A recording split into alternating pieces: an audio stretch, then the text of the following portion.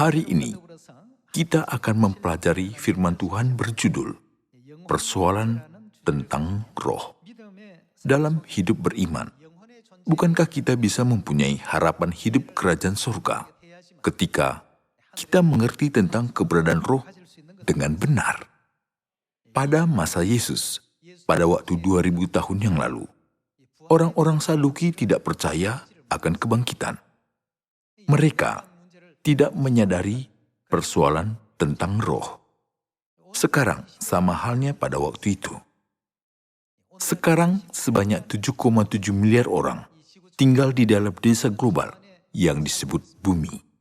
Di antara 7,7 miliar orang, ada orang yang hidup memahami maksud dan kehendak surgawi, dan ada juga orang yang hidup tanpa memahaminya. Beragam jenis orang tinggal di atas bumi ini. Jadi salah satu ajaran Yesus yang diberikan Yesus ketika dia datang ke bumi ini 2000 tahun yang lalu adalah, berbahagialah kamu bisa melihat, bisa mendengar, bisa merasakan, dan bisa mengerti semua firman Tuhan. Sekalipun banyak ribuan firman diberikan kepada kita, jika kita tidak mengerti dan menerimanya, itu pasti sulit, bukan? Ada kehendak Tuhan membentuk bumi ini, dan ada alasan kita sedang tinggal di atas bumi ini. Bumi ini dibentuk bukannya tanpa ada alasannya ataupun tujuannya. Ada alasannya mengapa kita jatuh dan tinggal di sini. Ada alasannya di belakang semua itu, dan tidak ada pilihannya kecuali pekerjaan di dunia roh merupakan kepanjangan yang membuat kita turun di bumi ini dan menuntun kita ke kehidupan jasmani, bukan? Pada akhirnya, dosa dan kesalahan yang telah kita perbuat di surga akan dihapuskan seluruhnya, dan melalui pengorbanan Bapa dan Ibu, jalan ke surga dibuka, supaya kita bisa kembali ke kampung halaman rohani kita, bukan? Yesus telah datang ke bumi ini dan mengajarkan hal-hal rohani ini pada 2000 tahun yang lalu. Tetapi banyak orang yang sudah tertarik oleh ajaran Yahudi, seperti orang Farisi dan ahli Taurat, tidak mengerti apa yang diajarkan Yesus. Sebab mereka memandang Yesus melalui keadaan jasmaninya. Keberadaan Yesus tidak seperti yang sudah dinubuatkan di dalam Alkitab, dan yang sudah menciptakan langit dan bumi, dan segala sesuatunya di mata jasmani mereka. Itulah sebabnya mereka pernah mencoba melempari Yesus dengan batu untuk membunuhnya dan menyatakan pendapat yang berlawanan dari perkataan Yesus. Pada keadaan demikian, Yesus berkata, tidak semua orang dapat melihat firman-firman hidup dari Tuhan. Tidak semua orang dapat mendengarnya. Tidak semua orang dapat merasakannya. Tetapi berbahagialah matamu karena melihat, dan telingamu karena mendengar, dan batinmu karena mengerti. Yesus telah memberikan perkataan berkat ini kepada anak-anaknya yang menghayati kehendak Tuhan dalam hidup beriman mereka. Itu sudah tertulis di dalam kitab Perjanjian Baru, bukan?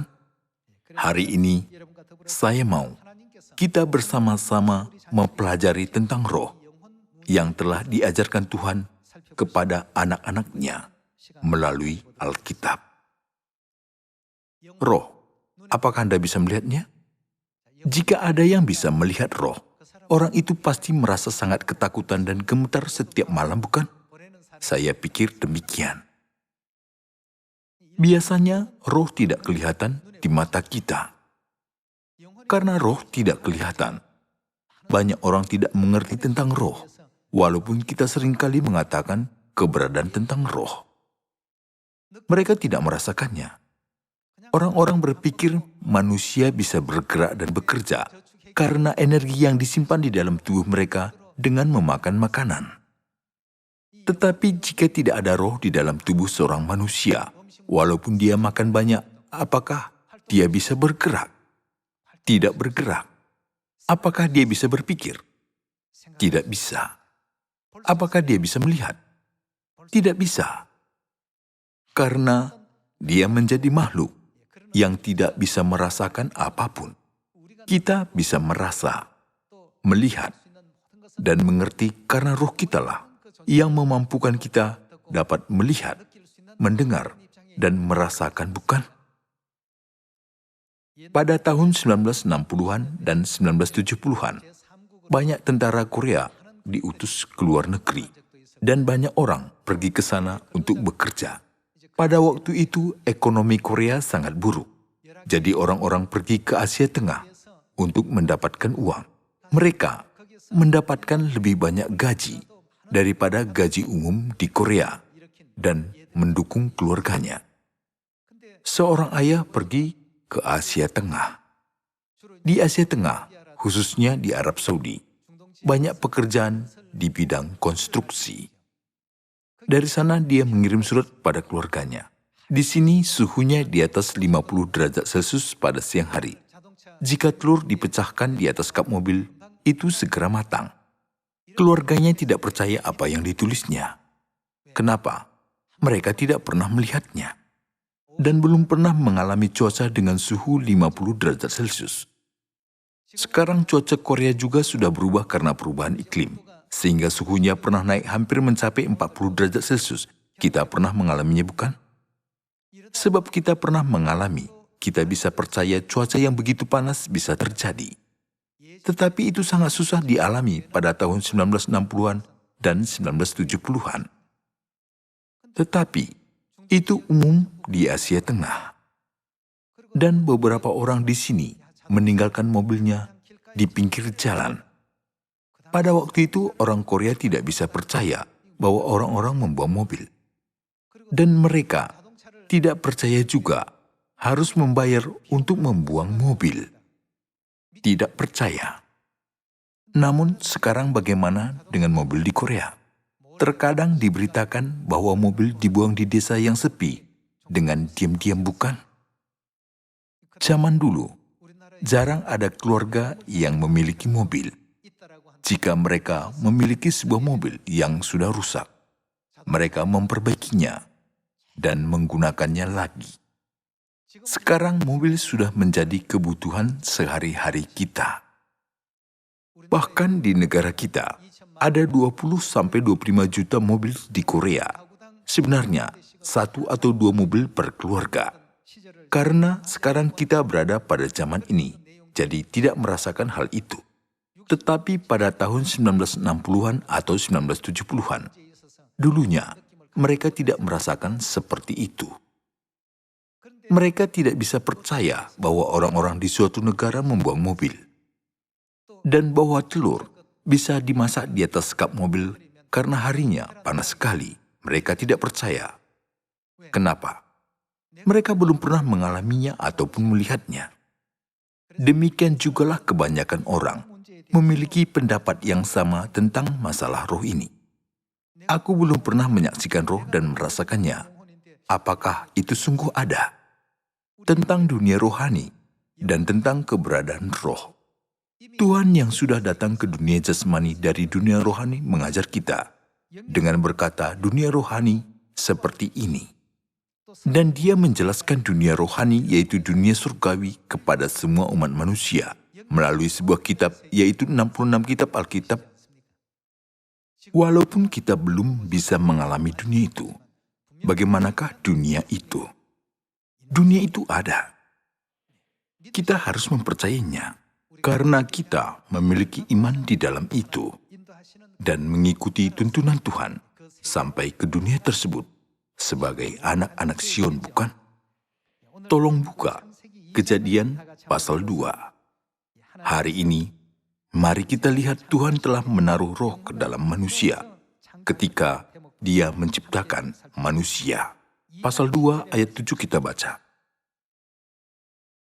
Ketika itulah Tuhan Allah membentuk manusia itu dari debu tanah dan menghembuskan nafas hidup ke dalam hidungnya. Demikianlah manusia itu menjadi makhluk yang hidup. Tuhan telah menciptakan tubuh manusia dari debu tanah dan menghembuskan nafas hidupnya ke dalam hidungnya. Nafas hidup itu adalah roh. Bagaimanakah kita menggambarkan kematian sebagai tubuh debu tanah dan roh yang dari Tuhan yang ada di dalam kita? Kedua-duanya terpisah, lalu kita berkata orang itu meninggal, bukan? Ajaran Tuhan tentang hal ini tertulis di dalam Alkitab juga. Mari kita pastikan itu. Mari kita baca Pengkhotbah pasal 12 ayat 7. Dan debu kembali menjadi tanah seperti semula. Penjelasan tentang keadaan seorang manusia meninggal tertulis di dalam Pengkhotbah pasal 12. Dan debu kembali menjadi tanah seperti semula, dan roh yang telah dihembuskan Tuhan ke dalam kita kembali kepada siapa? Kepada Allah yang mengaruniakannya. Alkitab memberitahukannya seperti itu. Ketika roh kita dan tubuh kita masih bersatu, kita bergerak seperti manusia yang hidup. Tetapi apa yang terjadi kepada roh dan tubuh kita sesudah meninggal? Kedua-duanya kembali ke tempat semula. Keadaan inilah disebut kematian di dalam Pengkhotbah pasal 12. Sekarang, mari kita belajar tentang roh yang akan kembali kepada Tuhan melalui firman-firman Alkitab. Mari kita baca 1 Raja-Raja pasal 17 ayat 17. Sesudah itu anak dari perempuan pemilik rumah itu jatuh sakit, dan sakitnya itu sangat keras sampai tidak ada nafasnya lagi. Kata perempuan itu kepada Elia, "Apakah maksudmu datang kemari, ya abdi Allah? Singgahkah engkau kepadaku untuk mengingatkan kesalahanku dan untuk menyebabkan anakku mati?" Kata Elia kepadanya, "Berikanlah anakmu itu kepadaku." Elia mengambilnya dari pangkuan perempuan itu dan membawanya naik ke kamarnya di atas dan membaringkan anak itu di tempat tidurnya. Sesudah itu ia berseru kepada Tuhan, katanya, "Ya Tuhan Allahku, apakah engkau menimpakan kemalangan ini atas janda ini juga, yang menerima aku sebagai penumpang dengan membunuh anaknya?" Lalu ia mengunjurkan badannya di atas anak itu 3 kali dan berseru kepada Tuhan, katanya, "Ya Tuhan Allahku, pulangkanlah kiranya nyawa anak ini ke dalam tubuhnya." Tuhan mendengarkan permintaan Elia itu, dan nyawa anak itu pulang ke dalam tubuhnya sehingga ia hidup kembali. Elia mengambil anak itu, ia membawanya turun dari kamar atas ke dalam rumah dan memberikannya kepada ibunya. Kata Elia, "Ini anakmu, ia sudah hidup." Di sini dicatat tentang Tuhan menghidupkan seorang anak dari perempuan janda yang sudah mati melalui Nabi Elia. Ketika Tuhan menghidupkannya, apakah yang terjadi? Nyawa anak itu kembali kepadanya lalu ia hidup. Ketika rohnya keluar, dia mati bukan? Pada waktu Tuhan menciptakan langit dan bumi dan segala hal, Dia membuat tubuh manusia dari debu tanah dan roh manusia dari nafas hidupnya. Oleh karena itu, manusia bisa menjadi makhluk yang hidup seperti sekarang ini, bukan? Tetapi, ketika tubuh dan jiwa seorang manusia terpisah, kita berkata bahwa orang itu meninggal dunia. Ketika seorang manusia meninggal, rohnya akan kembali kepada siapa? Rohnya kembali kepada Tuhan, dan apa yang akan terjadi di sana? Menurut Ibrani pasal 9, apa yang menunggu di hadapan roh itu? Dia akan berdiri di pengadilan terakhir Tuhan, dan hidupnya akan dihakimi menurut perbuatannya di atas bumi ini. Apakah hidup layak untuk pergi ke tempat yang mulia, yaitu kerajaan surga? Atau hidup layak masuk ke dalam neraka dan disiksa di dalamnya untuk selama-lamanya? Tuhan akan membalas kamu menurut perbuatanmu. Tuhan berfirman seperti itu, bukan? Mari kita baca firman ini tentang ini juga. Ibrani pasal 9 ayat 27 kita baca. Dan sama seperti manusia ditetapkan untuk mati hanya 1 kali saja, dan sesudah itu ada apa?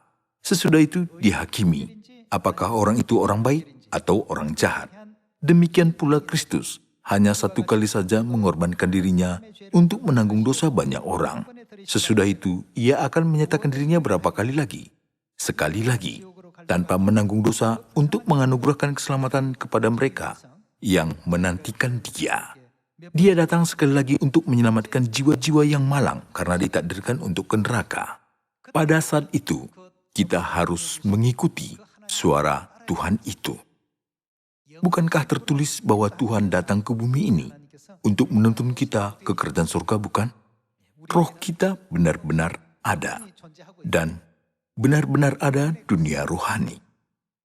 Ketika Yesus datang ke bumi 2000 tahun yang lalu, dia pernah berkata, "Janganlah kamu takut kepada manusia yang bisa membunuh tubuh, tapi takutlah kepada Tuhan yang berkuasa membinasakan baik jiwa maupun tubuh." Bukankah dia mengajari kita seperti ini? Mari kita baca Matius pasal 10 ayat 27.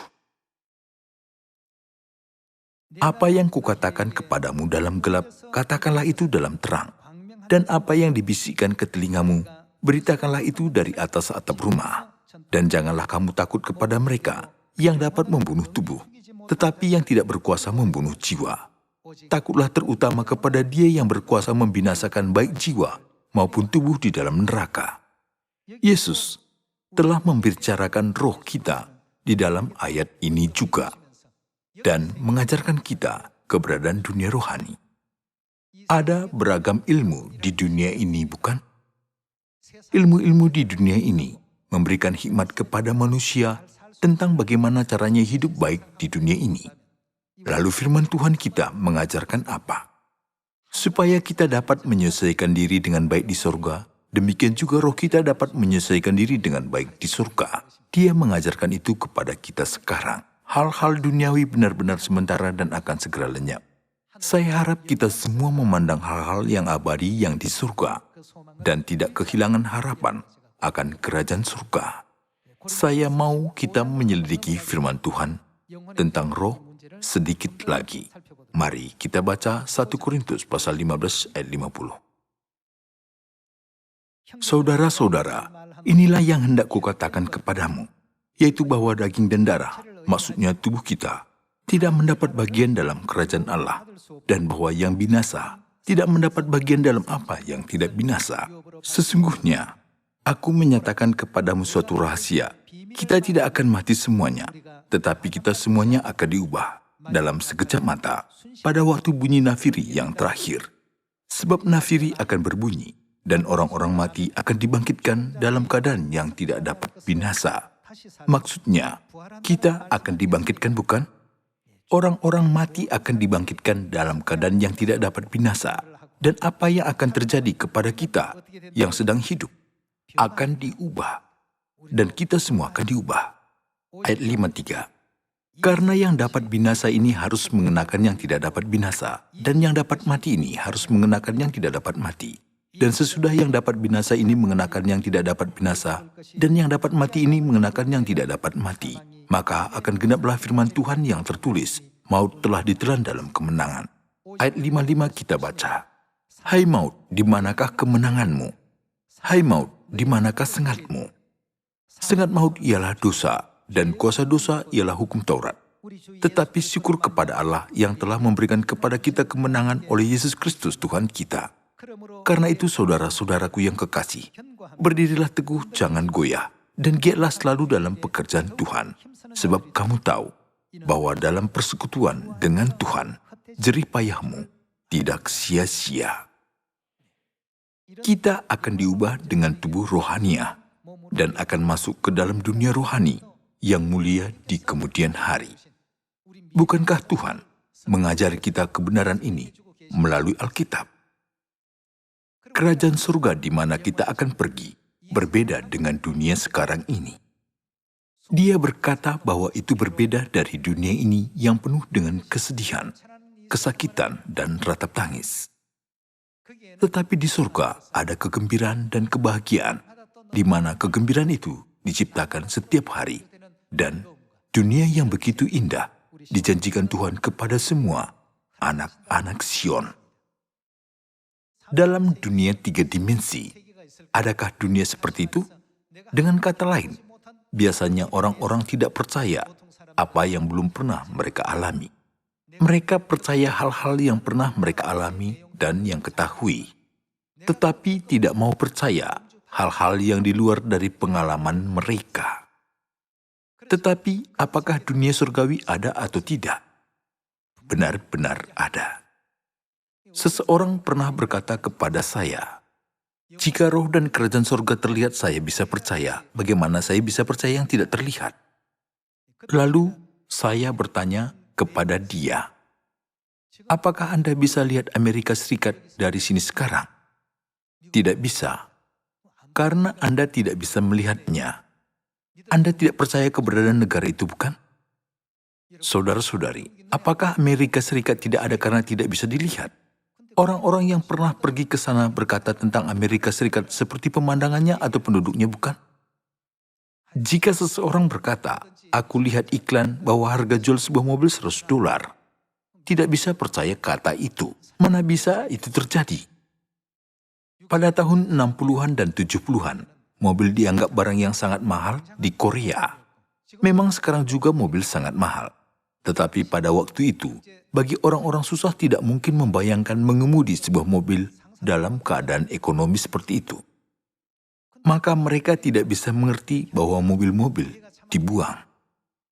Namun bagaimana sekarang? Walaupun kita belum pernah merasakan dan mengalami suatu dunia, dunia itu tetap ada. Tuhan telah datang dari dunia itu. Lalu dia memberitakan tentang segalanya dari dunia itu kepada umat manusia. Supaya kita bisa tiba di dunia rohani itu, Tuhan akan membalaskan kepada kita menurut perbuatan kita di bumi ini. Firman itu tertulis di dalam Wahyu pasal 22. Bukankah sudah berfirman, aku akan membalaskan kepada setiap orang menurut perbuatannya. Kita harus maju ke arah itu sesuai kehendak Tuhan. Jangan hanya memikirkan kehidupan kita di bumi ini, tetapi mari kita mengharapkan kehidupan kita di kerajaan surga yang akan kita masuki. Mari kita beralih ke 1 Tesalonika pasal 4. Ayat 15 kita baca.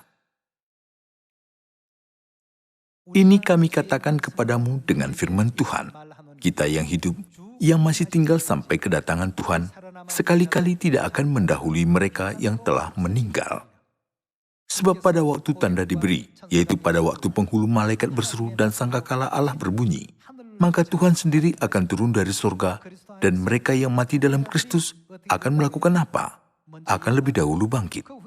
Sesudah itu kita yang hidup, yang masih tinggal, akan diangkat bersama-sama dengan mereka dalam awan menyongsong Tuhan di angkasa. Demikianlah kita akan selama-lamanya bersama-sama dengan Tuhan. Karena itu, hiburkanlah seorang akan yang lain dengan perkataan-perkataan ini. Kita akan hidup di kerajaan surga bersama dengan Tuhan untuk selama-lamanya. Sukacita dan kebahagiaan akan diciptakan setiap hari di situ. Dunia itu seperti dunia yang muncul di dalam dongeng dan yang diharapkan semua orang di bumi ini. Dunia itu benar-benar ada. Dunia itu sungguh-sungguh ada, tetapi manusia masih tidak bisa merasakan segala sesuatu di dunia itu. Untuk mengetahui Tuhan sendiri datang ke bumi ini, bagaimana dia melakukannya? Dia memberitahukannya, bukan? Anda semua masih ingatkah cerita larva capung? Larva capung selalu tinggal di dalam kolam. Suatu hari mereka mendengar tentang dunia di luar kolam dari kata. Ada beragam bunga. Matahari terbit pada siang hari dan bulan pada malam hari. Alam berubah menurut perubahan musim. Indah sekali perubahannya di dunia itu. Larva capung itu tidak bisa percaya apa yang dikatakan kata itu, karena mereka belum pernah melihat dan mengalami dunia di luar kolam itu. Tetapi kata itu kelihatannya benar. Maka mereka bingung apa dunia itu benar ada atau tidak. Lalu mereka mengadakan suatu sidang dan menetapkan sebuah keputusan. Siapa saja menjadi capung akan keluar dari kolam ini. Jika kamu yakin ada dunia seperti itu di sana, kembali pulang ke kolam itu dan memberitahukannya sehingga kami percaya. Namun, tak seekor pun capung balik ke kolam sesudah mereka keluar dari kolam itu. Memasuki dunia dimensi di mana tidak bisa pulang kembali. Apakah capung bisa pulang kembali ke dalam kolam dan hidup seperti masa larvanya? Perubahan terjadi sehingga tidak bisa kembali. Itulah sebabnya di dalam dunia larva ada pepatah, katak adalah pembohong. Yesus sangat sedih karena hal seperti cerita ini. Aku memberitahukan kepadamu apa yang telah kulihat dan apa yang telah kudengar. Aku berkata kepadamu apa yang ku ketahui. Kenapa kamu tidak percaya kepadaku? Itu sama seperti surat dari ayah yang bekerja di Asia Tengah itu. Tertulis suhu di sini hampir 50 derajat. Jika kamu memecahkan telur di atas kap mobil itu segera matang. Perkataan itu tidak mungkin terjadi di dalam Korea dulunya. Bagaimana jika surat itu bukan dari ayahnya, tapi dari seorang temannya? Atau seorang yang tidak bisa dipercayainya? Apakah anak itu bisa mempercayai surat itu? Itu terlalu dilebih-lebihkan. Mungkin berkata seperti itu. Tetapi hal itu benar-benar terjadi. Walaupun hal-hal itu terjadi seluruhnya dan kita memberitakannya, orang-orang yang belum pernah mengalaminya tidak mau percaya. Maka Yesus, berbahagialah matamu karena melihat dan telingamu karena mendengar dan hatimu karena mengerti. Saudara-saudari, Tuhan mengingatkan kita hari ini memikirkan dunia rohani lagi. Kita tidak bisa pergi ke dunia rohani dengan tubuh alamiah ini. Larva capung menghabiskan masa kecil mereka di kolam dan bergerak di bawah air. Pada masa itu, tubuh mereka dioptimalkan untuk bernafas, makan, dan hidup di dalam air. Tetapi setelah menjadi capung, tubuhnya berubah, mempunyai sayap yang berwarna perak dan ekor yang panjang. Kemudian mereka tidak bisa hidup lagi di dalam air. Perubahan telah terjadi. Oleh karena itu mereka berkumpul dan berkata, semua perkataan kata itu bohong. Itu bukan bohong. Setelah mereka menjadi capung dan keluar kolam, mereka melihat bunga-bunga, matahari, bulan, dan pohon-pohon yang indah, bunga-bungaan yang harum mewangi. Mereka dapat merasakan bahwa perkataan kata itu benar, bukan? Sama seperti ini, kita tidak boleh berkata dunia itu tidak ada, karena tidak terlihat di mata kita. Kita harus menjadi semua anak-anak Sion yang harus sepenuhnya menerima dunia itu dengan mata iman. Di dalam 1 Tesalonika pasal 4 ada tertulis, akan menyongsong Tuhan di angkasa. Demikianlah kita akan selama-lamanya bersama-sama dengan Tuhan. Bukankah kita harus mengharapkan kemuliaan ini dalam perjalanan iman kita? Melalui Alkitab, Tuhan telah mengajarkan semua ajaran-ajaran ini. Mari kita baca 2 Timotius pasal 3 ayat 14. Tetapi hendaklah engkau tetap berpegang pada kebenaran yang telah engkau terima dan engkau yakini, dengan selalu mengingat orang yang telah mengajarkannya kepadamu. Ingatlah juga bahwa dari kecil engkau sudah mengenal kitab suci yang dapat memberi hikmat kepadamu dan menuntun engkau kepada keselamatan oleh iman kepada Kristus Yesus. Segala tulisan yang diilhamkan Allah memang bermanfaat untuk mengajar, untuk menyatakan kesalahan, untuk memperbaiki kelakuan dan untuk mendidik orang dalam kebenaran. Dengan demikian tiap-tiap manusia kepunyaan Allah diperlengkapi untuk setiap perbuatan baik. Alkitab merupakan surat yang dikirim dari Tuhan Bapa dan Tuhan Ibu kepada kita, semua umat manusia. Apa yang harus kita lakukan dengan surat Bapa itu? Kita harus percaya pada isi surat itu. Jadi, Alkitab ditulis oleh keahlian siapa? Alkitab ditulis oleh Tuhan itu sendiri. Ditulis melalui tangan nabi-nabi yang diilhamkan Tuhan. Mari kita baca 2 Petrus pasal 1 ayat 19. Dengan demikian kami makin diteguhkan oleh firman yang telah disampaikan oleh para nabi. Alangkah baiknya kalau kamu memperhatikannya sama seperti memperhatikan pelita yang bercahaya di tempat yang gelap, sampai fajar menyingsing dan bintang timur terbit bersinar di dalam hatimu. Yang terutama kamu harus ketahui, ialah bahwa nubuat-nubuat di dalam kitab suci tidak boleh ditafsirkan menurut kehendak sendiri, sebab tidak pernah nubuat dihasilkan oleh kehendak manusia, tetapi oleh dorongan Roh Kudus orang-orang berbicara atas nama Allah. Pada akhirnya, isinya diterima dari Tuhan dan dituliskan oleh dorongan Tuhan. Segala firman itu adalah kehendak siapa? Semuanya firman Tuhan, kehendak Tuhan dan kasih Tuhan yang ingin diberikannya kepada kita. Tuhan mau kita yang sudah berdosa di surga dan jatuh ke bumi ini bertobat dan memulihkan keadaan rohani kita. Semua anak-anak Sion harus mengukirkan ajaran-ajaran tentang dunia rohani ini di dalam batin kita. Bukankah ada tertulis, apa yang tidak pernah dilihat oleh mata, dan tidak pernah didengar oleh telinga, dan yang tidak pernah timbul di dalam hati manusia, semua yang disediakan Tuhan untuk mereka yang mengasihi Dia. Hal-hal di dunia tersebut tidak bisa dibandingkan dengan apa yang paling terbaik pun di bumi ini. Tuhan menyediakan dunia yang begitu indah dan mulia bagi kita. Di rumah Bapakku banyak tempat tinggal. Aku akan datang kembali dan membawa kamu ke tempatku. Mari kita pahatkan kehendak Tuhan yang sudah mengatakan firman ini pada hati kita. Kita tidak boleh menyamakan pikiran kita pada pikiran orang-orang yang berkata bahwa tidak ada roh. Kita harus berusaha untuk melihat segala hal dengan cara Tuhan melihatnya. Lalu, kita layak maju ke dalam dunia rohani, di mana Tuhan berada. Zaman dahulu Salomo telah berkata di dalam Amsal pasal 8, "Aku ada sertanya sebagai anak kesayangan dan kesenangannya setiap hari." Di dalam Wahyu pasal 21 tertulis bahwa di dunia itu tidak ada lagi maut, atau perkabungan, atau ratap tangis, atau duka cita, tetapi hanya ada sukacita. Seperti firman-firman itu, kita akan menikmati hidup yang kekal dan kebahagiaan di kerajaan surga yang begitu mulia untuk selama-lamanya. Mari kita menjadi putra-putri Tuhan. Saya menutup khotbah ini. Terima kasih.